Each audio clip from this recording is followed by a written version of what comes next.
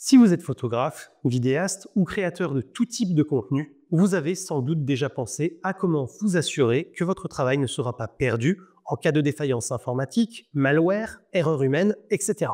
Et en la matière, on peut citer quelques réflexes de base pour éviter le pire. Avoir un double enregistrement des images sur 2 cartes mémoire différentes ou 2 disques durs en même temps sur son appareil photo ou sa caméra. Ne jamais effacer ces images de ces cartes ou disques avant de les avoir sauvegardées à nouveau ailleurs que sur le seul PC que l'on utilise, etc.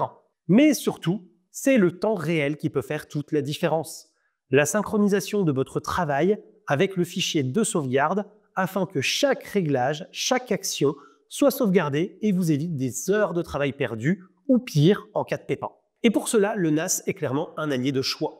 Je vous propose donc de voir ensemble aujourd'hui ma méthode pour m'assurer au mieux que mes images, dans mon métier de photographe, ne seront pas perdues.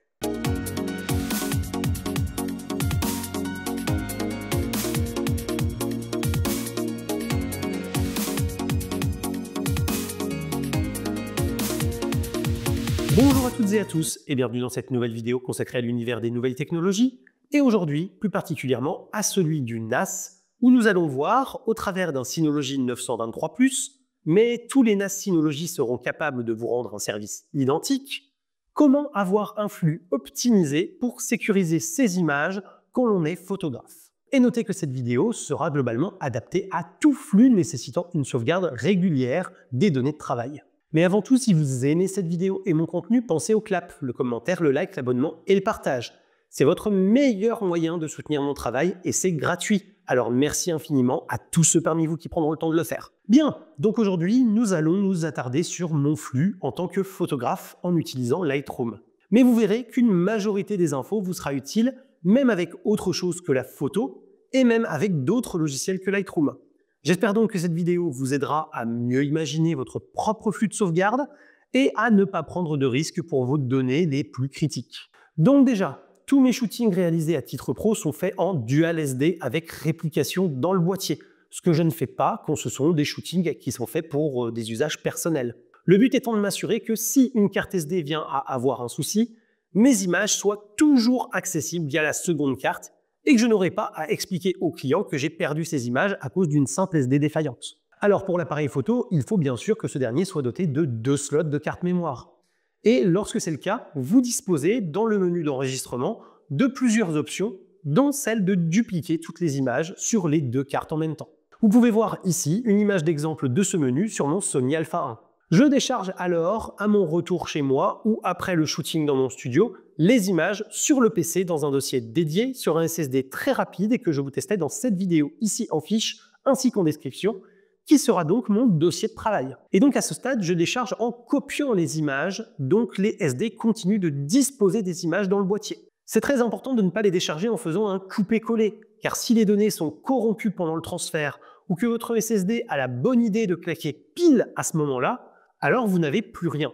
Le but est donc, in fine, de toujours avoir 2 ou 3 versions de ces images pour limiter au maximum les risques de perte irrémédiables. À ce moment-là, j'ai donc immédiatement une synchronisation unidirectionnelle qui se fait pour aller copier toutes ces images sur mon NAS. Ainsi, si le PC a un problème, j'ai toujours mes images sur le boîtier puisque je les ai copiées et non coupées, et j'ai déjà une copie sur le NAS, et donc là, le moment le plus critique est passé. Car tant que je n'ai pas extrait les images du boîtier, j'ai toujours peur qu'il y ait une perte, un vol, une casse, qui rendrait les images inexploitables ou inaccessibles. Et donc je remercie d'ailleurs Synology pour le don de ce 923+, qui me sert désormais pour toutes mes vidéos et tutos concernant les NAS. Le 923+, c'est le NAS grand public enthousiaste et PME de la marque, fortement extensible, puisqu'on peut lui ajouter du cache SSD, une belle quantité de RAM, une baie externe DX517 pour monter jusqu'à 9 disques durs, ou même une connectique 10 Gb Ethernet afin de s'adapter à tous les besoins. Pour les plus curieux, je vous avais déjà proposé un test complet dans cette vidéo, ici en fiche ainsi qu'en description. Et donc je vais vous parler des paquets que j'utilise avec Synology, puisque c'est mon NAS actuel et mes NAS depuis 2006. Mais toutes les marques proposent des systèmes équivalents. Donc selon la marque de votre NAS, je vous invite à chercher l'équivalent au paquet utilisé ici. Vous en trouverez forcément. Dans mon cas, j'ai donc installé Synology Drive Server sur mon NAS et Synology Drive Client sur mon PC. Ensuite, sur le NAS, il n'y a pas de configuration spécifique à faire. Sur le client, il faut suivre les étapes que je vous expliquais dans cette vidéo dédiée que je vous remets ici en fiche ainsi qu'en description. Ensuite, dans Lightroom, j'ai configuré un stockage de mes modifications via des fichiers XMP, comme je vous l'expliquais également et que je vous le conseillais dans une vieille vidéo qui est ici en fiche et que je vous remets également dans la description. D'ailleurs, j'ai pas encore compté, mais ça fera peut-être un peu trop de fiches pour une seule vidéo puisqu'on ne peut en mettre que 5. Donc si vous ne voyez pas de fiches apparaître quand je vous l'annonce, vous aurez dans tous les cas les liens dans la description, quoi qu'il arrive. L'usage de fichiers XMP me permet, à chaque fois que je bouge un curseur ou une option, que ce soit instantanément retranscrit dans ce dit fichier. Fichier qui est ensuite automatiquement sauvegardé sur le NAS puisqu'il se trouve dans le dossier synchronisé qui me sert de dossier de travail. Parce qu'il n'y aurait rien de pire pour moi qu'un souci avec le PC après 2 ou 3 jours de travail de tri et de post-traitement des images qui me forcerait alors à tout reprendre de zéro. Là, je n'aurais qu'à récupérer mes données du NAS, images et XMP pour tout reprendre exactement là où je m'étais arrêté. C'est à mes yeux parfaitement indispensable de trouver ce type de solution pour optimiser son temps de reprise d'activité et avoir perdu le moins de temps de travail possible en cas de pépin. De plus, cela permet de travailler en local avec des performances en termes de débit et de latence absolument irréprochables puisque le SSD permet d'avoir plus de 7 Go par seconde en lecture quand le 923+ n'offrirait, même en connexion 10 Gigabits, qu'un maximum de 1,2 Go par seconde avec en prime des latences plus élevées à cause des protocoles réseau. Donc travailler directement sur le NAS pour avoir cette sauvegarde déportée n'est pas, à mon sens, une solution. Ce premier NAS est alors répliqué sur un second, externe à mon lieu de travail, pour éviter le risque de perte des images en cas de cambriolage ou d'événement local comme une inondation ou un incendie.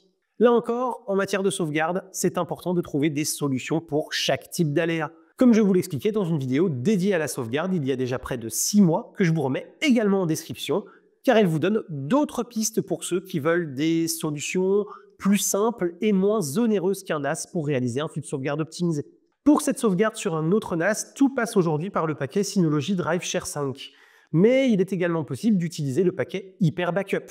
Je vous avais d'ailleurs déjà fait également une vidéo dédiée, également en description, pour vous expliquer comment mettre en place la réplication entre deux NAS distants à l'aide d'Hyper Backup. Décidément, je crois vraiment que je n'avais jamais fait une seule vidéo avec autant d'autres vidéos liées à aller voir. J'en suis désolé, mais vous les retrouvez vraiment très facilement via les liens en description.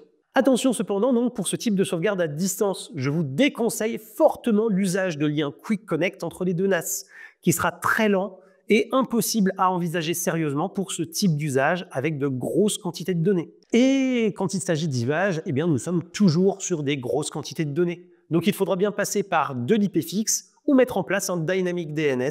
Et ça tombe bien, car pour accéder à son NAS de l'extérieur sans Quick Connect, je vous avais fait une vidéo dédiée, que je vous remets ici en fiche et en description, et je vous en avais fait également une sur les Dynamic DNS. Elle est pas belle la vie? Pour compléter l'ensemble, auparavant, j'utilisais Amazon Drive en full automatique pour répliquer les images du NAS sur un cloud externe. Malheureusement, Amazon a suspendu cette possibilité en ne rendant plus disponible que Amazon Photo. Donc je dois le faire à la main, PC allumé, ce qui utilise plus d'électricité et est beaucoup plus risqué parce que je peux être faillible et oublier de le faire. Mais déjà, avec 3 ou 4 versions de mes images, sur les SD, le PC et les deux NAS, le risque, même sans save Amazon, reste quand même bien plus limité. Et pour ceux qui se demandent pourquoi sur Amazon, eh bien parce que l'espace de stockage des images est illimité avec un abonnement Prime recompris. Vous avez d'ailleurs un lien dans la description, lien affilié, pour y souscrire tout en aidant la chaîne. Ce qui fait que j'ai près de 6 Tera d'images qui sont sauvegardées sans aucun coût supplémentaire par rapport à mon abonnement Prime que j'aurais pris quoi qu'il arrive.